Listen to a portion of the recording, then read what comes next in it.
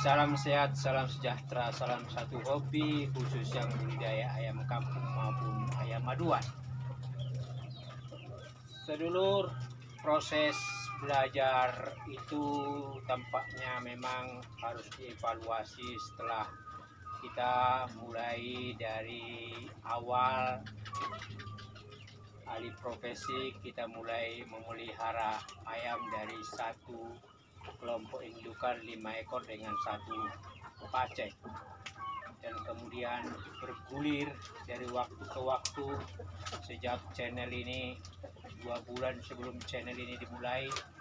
Lalu kita mulai rutin belajar, konsisten, tekun, dan fokus, dan terus bereksperimen, bereksplorasi, bertransformasi dari satu waktu ke satu waktu, dari satu kegiatan ke satu kegiatan, dari satu masalah ke satu masalah, dan pada akhirnya kita melakukan eksekusi, kita melakukan tindakan lanjutan, dan kita mengevaluasi kembali solusi yang kita lakukan. Dan para sedulur bisa melihat perjalanan video kita dari waktu ke waktu.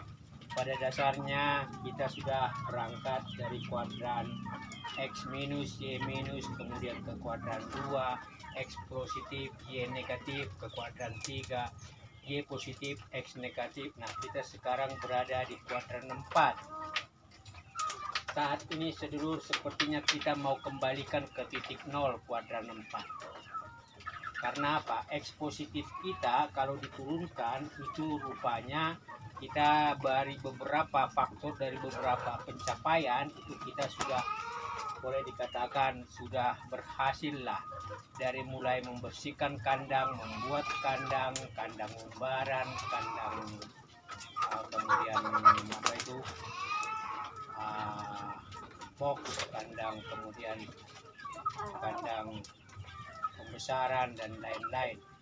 Demikian juga kita sudah berhasil bagaimana mengganti minuman, membawa minuman atau memberikan vitamin dan lain-lain.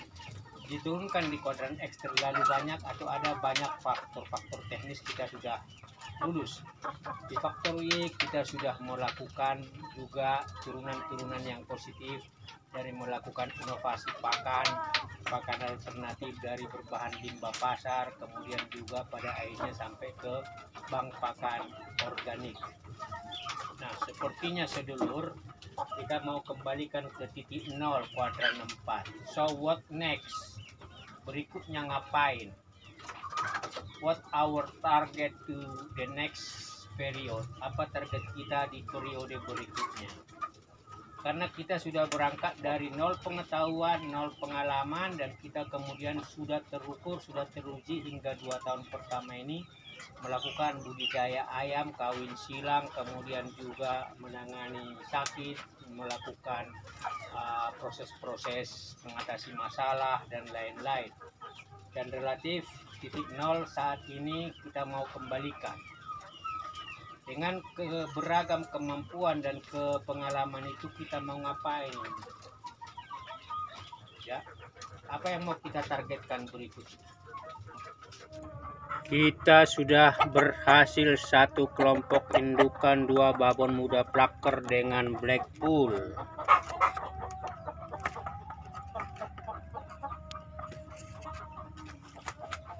Ini Bangkok dengan 4 babon.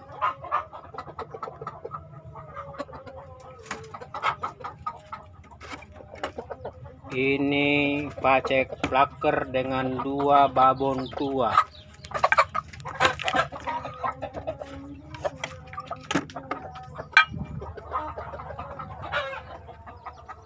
Lalu bertelur, mengeram. Kemudian ini breeding 1, breeding 2, terus berlanjut ke pra pembesaran, lalu kemudian satu kelompok indukan 5, kemudian ini ada calon pacek, ini pacek plucker, ini calon pacek mangun, ini calon pacek pakoi, hingga di fase-fase pembesaran seperti ini.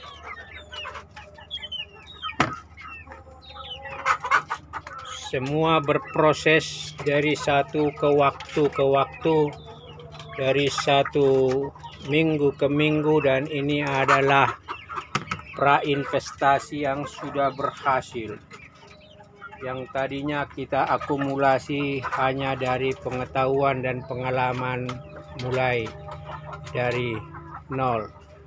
Ini aset kandang ya, ini ada kapital aset yang bisa memutar cash flow lewat telur, lewat anakan maupun lewat pembesaran, dan semua berproses dalam perapian kandang. Ini bank pakan organik. Karena kita sudah berhasil dari mulai modal sosial ya. Kita sudah banyak teman di titik-titik limbah di pasar ya, dari mungkin limbah pisang, limbah buah-buahan, limbah sayur, kemudian limbah ampas kelapa.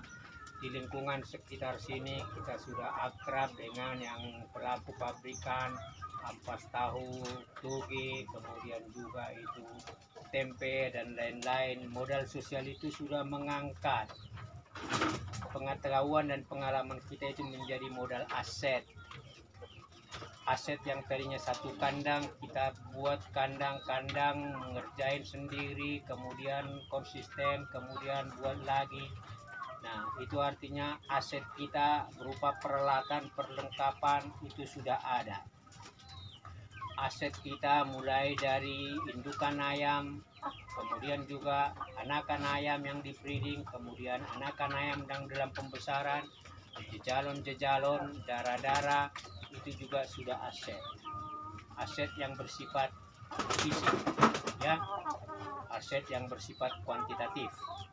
Aset yang bersifat human capital itu kita melebihi dari apa yang kita sudah capai, karena kita ibaratnya itu sudah teruji dengan pengalaman yang ada. Dari modal sosial naik ke modal aset, lalu kemudian naik ke modal kapital aset ya. Kapital aset itu berarti darah-darah kita, ayam-ayam kita itu bisa menjadi cash flow, karena kita terbukti sudah melakukan penjualan. Terbukti kita tadi modal sosial sudah bertemu dengan juragan di pasar ayam. Jadi ketika kita mau jual pun kita tidak lagi ke tukang kerambah atau agen atau mungkin tengkulak yang datang ke sini. Kita langsung ke tokoh yang ada di pasar ayam. Artinya apa? Itu sudah membuat kita berpikir ulang. Dari modal sosial, modal kemudian aset, modal kapital, itu bagaimana berikutnya 4 kelompok indukan itu kemudian naik menjadi bentuk ukuran keberhasilan aset uang, hasil penjualan.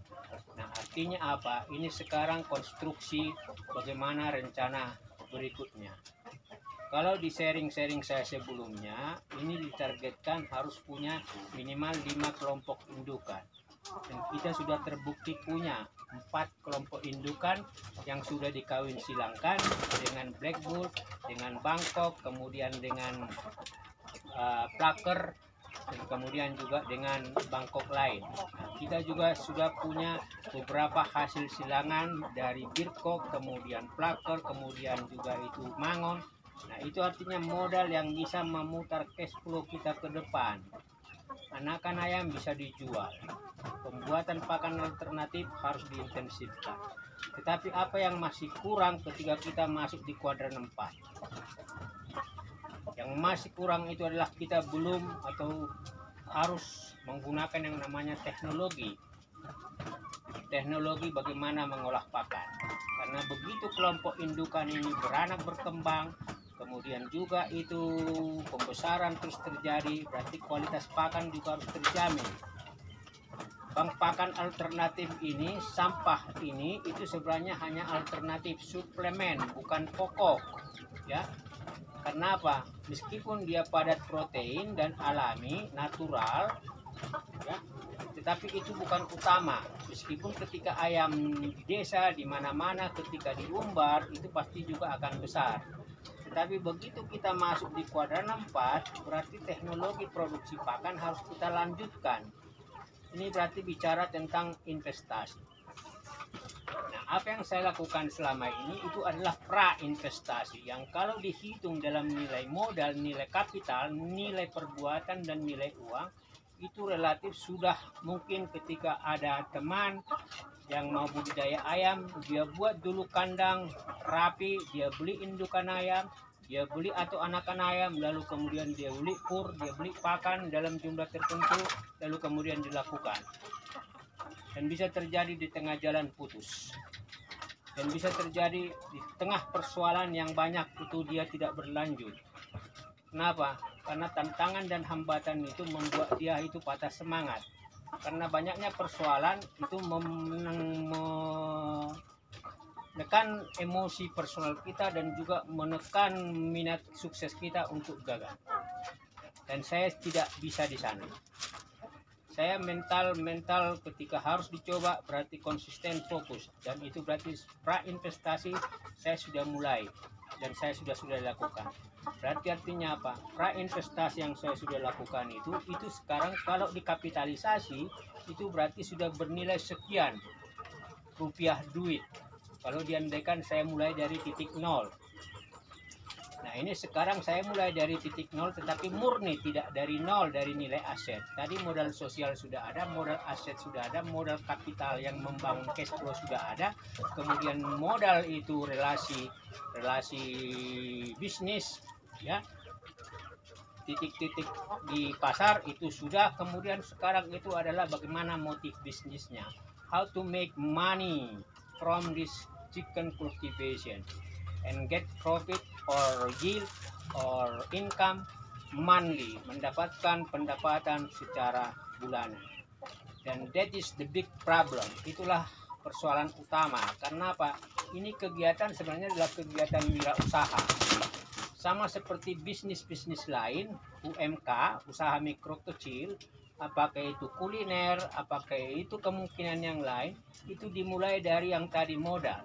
Tapi saya memulainya itu bukan modal dari uang. Saya memulainya itu dari non finansial, bukan uang. Uang itu hanya semacam fasilitator di awal, and then kemudian dilakukan, dan itu kalau dikapitalisasi seiring waktu hampir 2 tahun, itu menurut saya itu ya di atas 5 juta sudah lebih. Ya, dan ketika ini ayam-ayam jadikan menjadi modal aset itu juga sudah lebih. Hitung-hitung udah mencapai 10 juta. Nah, artinya apa? I don't start from capital money. Saya tidak mulai dari modal uang. Saya mulai dari sebuah ikhtiar. Saya harus melakukan ini dan saya pada titik tertentu harus berhasil. Dan saya mulai dan saya sudah selesai kuadran 1, kuadran 2, kuadran 3. And then saya sekarang sudah ada di kuadran 4.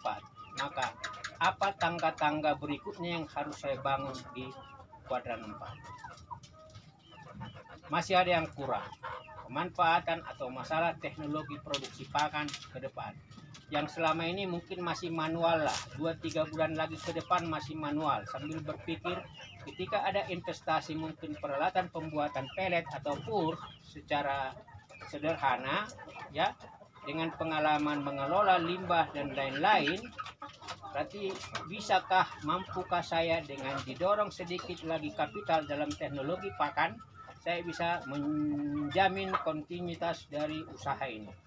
Saya bisa memastikan dengan 5 kelompok indukan dan darah-darah ini ke depan, di calon yang ada, ini berarti aman dia membiayai.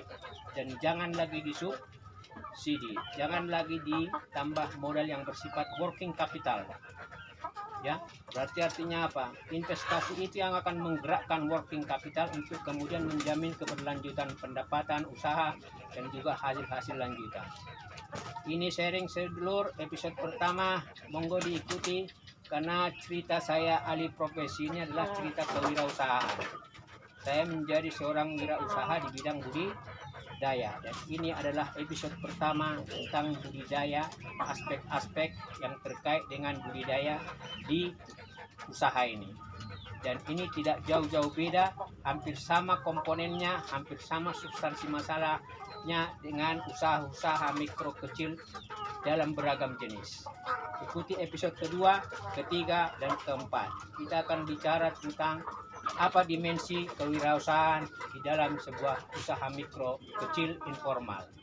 Salam sehat, salam sejahtera.